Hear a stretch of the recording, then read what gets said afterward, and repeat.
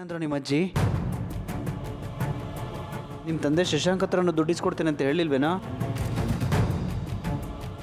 ಮಗನಾಗಿ ಅವ್ರನ್ನ ಮದುವೆಗೆ ಬರ ಮಾಡ್ಕೊಳ್ಲಿಲ್ಲ, ಅವ್ರು ಬರಲಿಲ್ವಲ್ಲ ಅಂತ ಕೇಳಲೂ ಇಲ್ಲ. ನನ್ನಿಂದಾಗಿ ತುಂಬ ಅನುಭವಿಸ್ಬಿಟ್ಟಿದ್ದಾರೆ. ನನ್ನ ಮಗ ಅಂತಾನೆ ಮರ್ತ್ಬಿಟ್ಟಿದ್ದಾರೆ. ಮತ್ತಿನ್ನೇನೋ ಮಾಡೋದು? ಸುಂದರಾಜ್ ಮನೆಗೆ ಹೋಗೋಣ. ಸುಂದರಾಜ್ ಮನೆಗೆ ಹೋಗೋಣ. ಸರ್ ಪ್ಲೀಸ್ ಸರ್, ಸರ್ ತುಂಬ ತೊಂದರೆಯಲ್ಲಿದ್ದೀನಿ ಸರ್. ನಾನು ದಯವಿಟ್ಟು ಇಲ್ಲ ಅಂದ್ಬಿಡಿ. ಜೀವನ ಪೂರ್ತಿ ನಿಮ್ಮ ಜೀತ ಮಾಡ್ಕೊಂಡಿರ್ತೀನಿ ಸರ್. ಪ್ಲೀಸ್ ಸರ್, ಇಲ್ಲ ಅಂದ್ಬಿಡಿ ಸರ್. ನರಸಿಂಹ ಹೇಳೋ ಇವನಿಗೆ. ಪ್ಲೀಸ್ ಸುಂದರ್, ತುಂಬ ಕಷ್ಟದಲ್ಲಿದ್ದೀವಿ ಕಣೋ. 10 ಲಕ್ಷ ಕಣ್ಣಿಗೆ ಕಾಣಂಗೆ ಕಳ್ಕೊಂಡಿದ್ದೀವಿ. ನೀನು ಕೈ ಮುಗಿದು ಕೇಳ್ಕೊತೀವಿ ಕಣೋ ಸುಂದರ್, ಇದೊಂದು ವಿಷಯದಲ್ಲಿ ಕೈ ಬಿಡ್ಬೇಡ ಪ್ಲೀಸ್. ನೋಡೋ, ನಾನು ವ್ಯವಹಾರಸ್ಥ ಕಣೋ. ಈಗ ಬಿದ್ದೋನ್ನ ಮೇಲಿಕ್ಕೆ ಎತ್ತ ಹೋದ್ರೆ ನನಗೇನು ಸಿಗುತ್ತೆ? ಬದಲಿಗೆ ನಾನು ಕೊಡೋ ದುಡ್ಡು ಬೆಳಿಬೇಕು, ಅದ್ರ ಪಾಲು ನಂಗೆ ಸಿಗಬೇಕು, ಅದಲ್ವಾ ವ್ಯವಹಾರ? ಖಂಡಿತವಾಗ್ಲೂ ಬೆಳೆಸ್ತೀನಿ ಸರ್. ಸರ್ ಇವಾಗ ನೋಡಿದ್ವಲ್ಲ ಆಫೀಸು, ತುಂಬ ಲಕ್ಕಿ ಪ್ಲೇಸ್ ಸರ್. ಅಲ್ಲಿ ಕೂತರೆಲ್ಲ ಕೋಟ್ಯಾಂತರ ರೂಪಾಯಿ ಮಾಡ್ಕೊಂಡಿದ್ದಾರೆ ಸರ್. ಸರ್ ಪ್ಲೀಸ್ ಸರ್, ನಿಮ್ಮ ದುಡ್ಡಿಗಂತೂ ಮೋಸ ಇಲ್ಲ ಸರ್. Please sir. ಸಾರಿ, ನಂಗೆ ಇಂಥದ್ರಲ್ಲೆಲ್ಲ ನಂಬಿಕೆ ಇಲ್ಲ. ನೀನು ಬರೀ ಮಾತಷ್ಟೇ ಚೆನ್ನಾಗಿ ಆಡ್ತೀಯ ಅಂದ್ಕೊಂಡಿದ್ದೆ, ಆ್ಯಕ್ಟಿಂಗ್ ಕೂಡ ಚೆನ್ನಾಗಿ ಮಾಡ್ತಾ ಇದೆಯಾ. ನರಸಿಂಹ, ನಾನು ಹೊರಗೆ ಹೊರಟಿದ್ದೀನಿ. ಸರ್ ಸರ್ ನನ್ನ ಮಾತು ಕೇಳಿ ಸರ್. Sir please sir.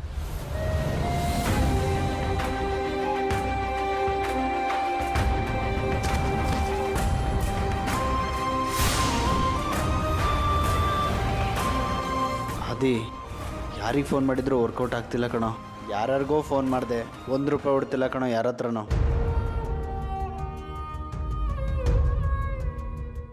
ನನಗೂ ಏನು ಮಾಡಬೇಕು ಅಂತ ಗೊತ್ತಾಗ್ತಿಲ್ಲ ಮಗ. ಯಾರೂ ದುಡ್ಡಿನ ಸಹಾಯ ಮಾಡ್ತಾನೆ ಇಲ್ಲ.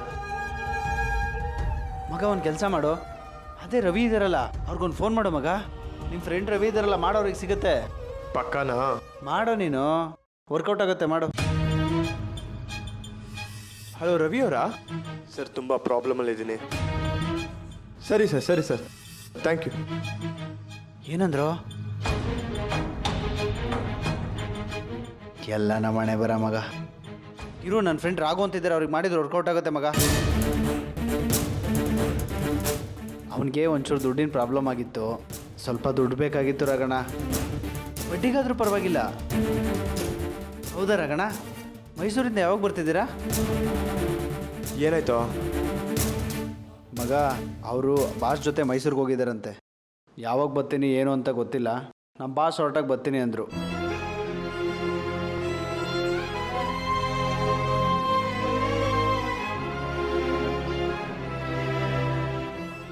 ಎಲ್ಗೋ ಹೊರಟೆ? ಏ ಹೋಗೋ ಮಗ, ಎಲ್ಲ ಒಂದು ಕಡೆ ಹೋಗಿ ಸಾಯ್ತೀನಿ. ಲೋ, ನೀನೇ ಈಗ ಧೈರ್ಯ ಕೆಟ್ರೆ ಹೆಂಗೋ? ಎಲ್ಲಾದರೂ ದುಡ್ಡು ಅನ್ಸನ, ಯಾಕೆ ತಲೆ ಕೆಡ್ಸ್ಕೊತೀಯ? ಸುಮ್ಮನಿರು. ಒಂದು ನಿಮಿಷ ಹೇಳಿ ನೀನು.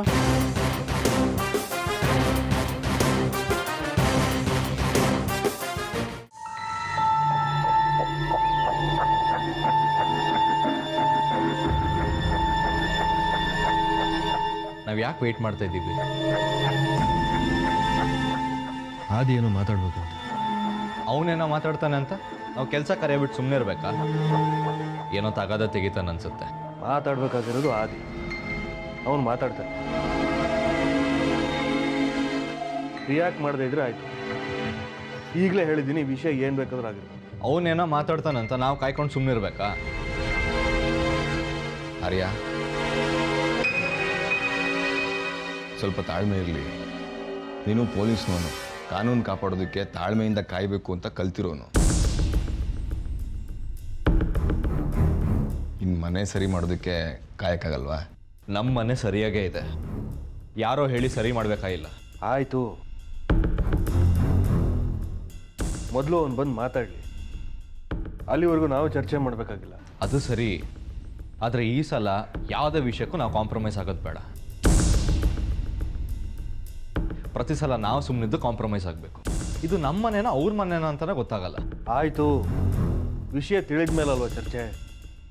ಯಾವುದಕ್ಕೂ ರಿಯಾಕ್ಟ್ ಮಾಡಬೇಡ ನೀನು.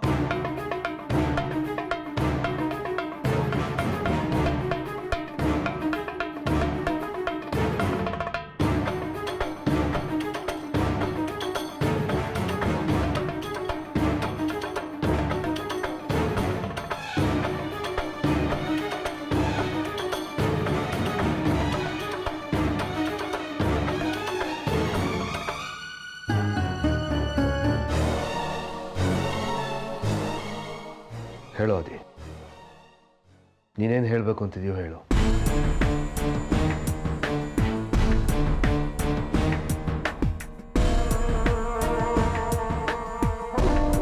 ಹೇಗೆ ಶುರು ಮಾಡಬೇಕು ಅಂತ ಗೊತ್ತಾಗ್ತಿಲ್ಲ. ಅದೇನಿದೆಯೋ ನೇರವಾಗಿ ಹೇಳ್ಬಿಡು ಅದೇ. ಇಷ್ಟು ದಿನ ನನ್ನ ನಡವಳಿಕೆ ಸರಿಯಿಲ್ಲ ಅನ್ನೋದು ಗೊತ್ತಾಗಿದೆ.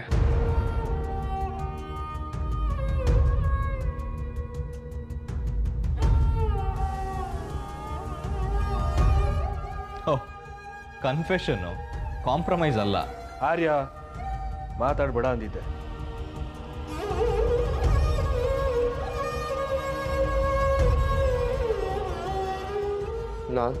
ನಾನು ಆಟೋ ಓಡಿಸ್ಕೊಂಡಿದ್ದವನು. ಓದು ಬರಹ ಸರಿ ಇಲ್ಲ.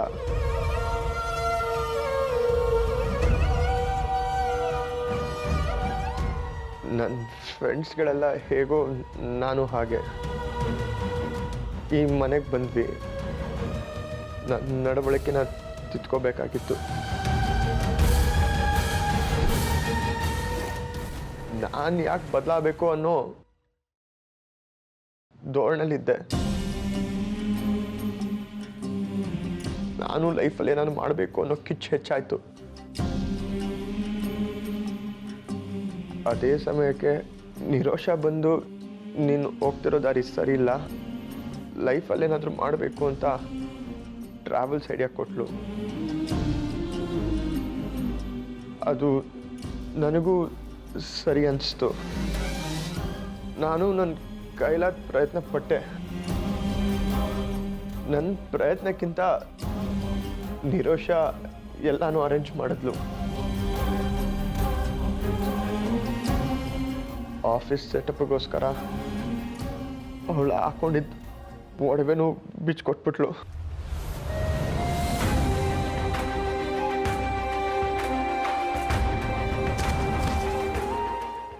ಕಾರ್ಗಳನ್ನ ತಗೊಳ್ಳೋಕ್ಕೋಸ್ಕರ 10 ಲಕ್ಷ ಅದೇಗೋ ಹೊಂದಿಸ್ಕೊಟ್ಲು.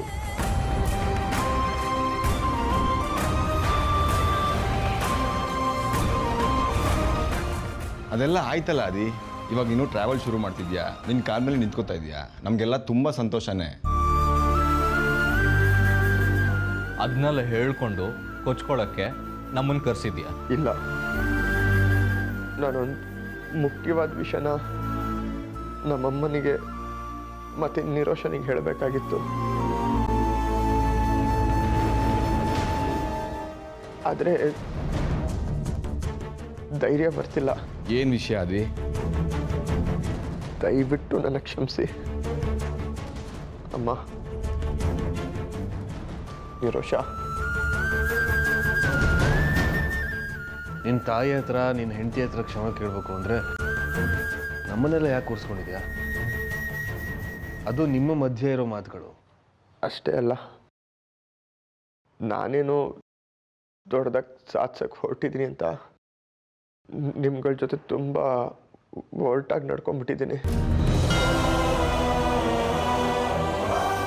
ದಯವಿಟ್ಟು ನನ್ನ ಕ್ಷಮಿಸಿ.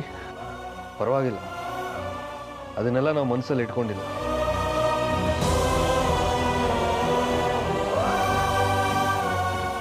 ನಮ್ಮನೆ ಹುಡುಗ ಒಂದ್ಸಲ ಹಾಗಾಡ್ತಾನೆ, ಒಂದ್ಸಲ ಹೀಗಾಡ್ತಾನೆ. ನಮ್ಮ ಮಕ್ಕಳನ್ನ ನಾವು ಬಿಟ್ಕೊಡಕ್ಕಾಗುತ್ತಾ? ಆಯ್ತು, ಅದಕ್ಕೆ ಏನೀಗ? ನಾಳೆ ಫಂಕ್ಷನ್ ನಡೀತಿದೆ, ಆದ್ರೆ 10 ಲಕ್ಷ ಕೊಟ್ಟರೋರು ಯಾರು ಅಂತ ಕಂಡು ಹಿಡಿದು ನಾನು ಬಿಡಲ್ಲ. ಅವ್ರದ್ದು 2 ಫೋಟೋ, ಅಡ್ರೆಸ್ ಪ್ರೂಫ್ ಎಗರ್ಸ್ಬೇಕು.